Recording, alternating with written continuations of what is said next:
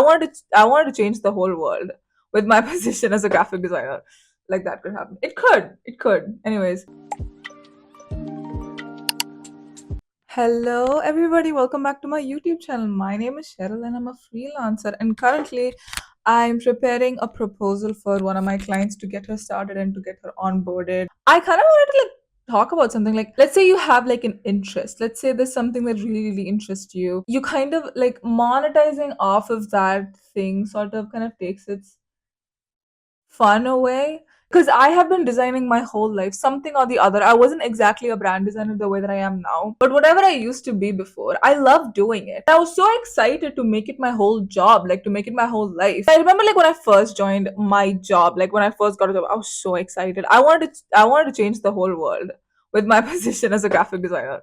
Like that could happen. It could. Anyways, I felt like in the first 2 months, like the fact that I'm earning money off of this is kind of just killing my passion. Like I used to love doing this thing and I'm earning money from it. Like I'm having my cake and eating it too. Why am I not happy? And I feel like that's something that maybe you kind of learn the hard way, is that like I feel like now it's kind of better because like I get to work with the people I want to work with, the brands that I want to work with. I attract the exact clients that I want, right? So like it's better now. But when you're in a job situation and you kind of have like no control over like who you design for, who your clients are, what needs you have to satisfy, like which niche you have to like settle into, it can be really scary. And I feel like that is why I feel like in my last videos I was talking about like how I want to have like this one skill that I don't monetize off of. I've heard this quote so many times. It's like work is work and then your life is your life. Like you can't mix them both. But then there's also people that say that like, you're supposed to love your job.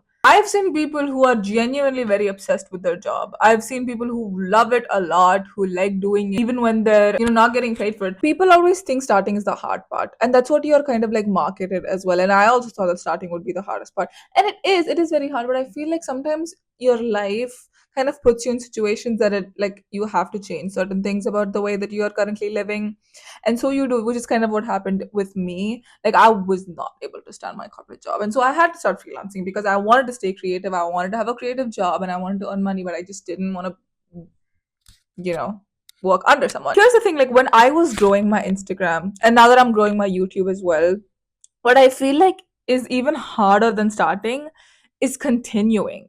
Like when you see that YouTube is a little bit harder to grow than Instagram, or Instagram was also kind of hard to grow in the beginning, and you kind of still have to keep going because you don't know if you're doing something right or wrong. And here's the thing, right? Like starting is hard, but at the same time, like nobody knows you in the beginning. Like nobody, if you just started freelancing, if you just started your Instagram, if you just started your YouTube, nobody knows who you are. So even if you do mess up, nobody cares because like they don't know who you are. So like why would they be invested in your failure? Even maybe like in your current surrounding, maybe in like your immediate physical reality, people are going to see that you're not getting a lot of views or followers or anything, and then you're scared that maybe they will judge you, and that's like valid. But at the same time, like yeah, maybe that's why like starting is the hardest part. But once you've started, like starting can be hard, but at the same time, like continuing is so much harder because you don't know like if today's effort is actually going to benefit tomorrow, like if it's actually going to reap any benefits tomorrow, and you just like have to still keep going on. Consistency is what like builds success, and if you want to ever at all stand a chance at doing what you want to do, you kind of have to continue when things are not looking as good. I think that is a lot more harder than like starting. Like how people say that the goalpost keeps moving, like once you achieve something you just want to achieve more.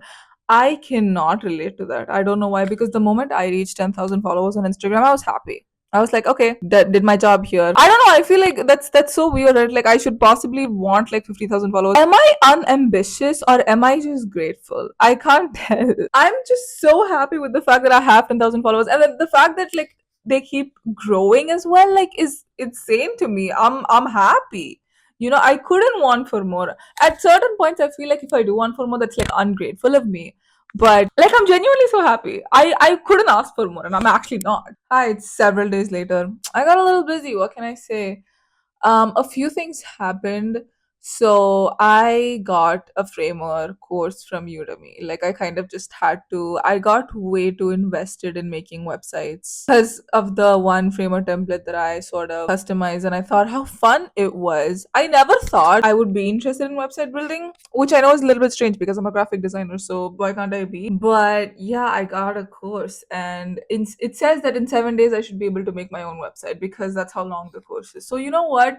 7 days later, I'm gonna tell you if I can make an entire website. I'm gonna be making one of those websites that's like, it's not like functional really because I have to make it in order to learn how to make the website. It's kind of like one of those courses. Yeah, like I don't really have any website building clients, and I also have like my portfolio almost done. So like I'm not gonna make a portfolio again. This is, I have like an idea. Trust me, I have an idea. I've made like the site map. Like that's where I'm at the course, like where you like kind of like map out like what your website is gonna be about. I'm in that position.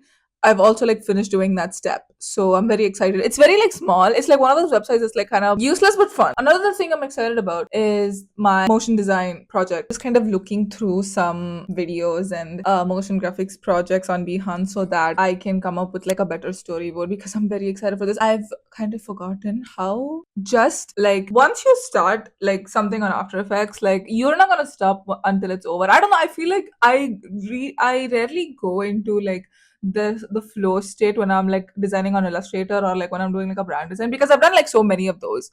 But when I'm on After Effects, like my whole brain just like shuts down and I'm like focused like 24/7, right? And this is going to hugely help my creative process. Another interesting thing happened to me, exciting thing that happened to me recently, yesterday actually, was that Adobe like commented on my Instagram post twice. Like two of my Instagram posts, they said that they were obsessed with my design. Hello? Yeah, that was very exciting. So I'm so glad. I'm so glad you like it, Adobe. Thank you. Thank you very much. My whole day I'm just going to have to spend it in front of my computer like a freelancer does. Like you know how in those like study vlogs or like any other type of vlog where like people are able to show their work while they're doing it. I can't do like that because I'm like contractually obligated not to. I fully finished filming and editing this video, but I just really wanted to end it by showing you my nails. Anyways, that's everything that I have for this video. Consider liking and subscribing if you like my video and if you want to subscribe. I'll see you when I'm not juggling 100 clients at a time and when I'm done with my silly little website. So see you later. Bye.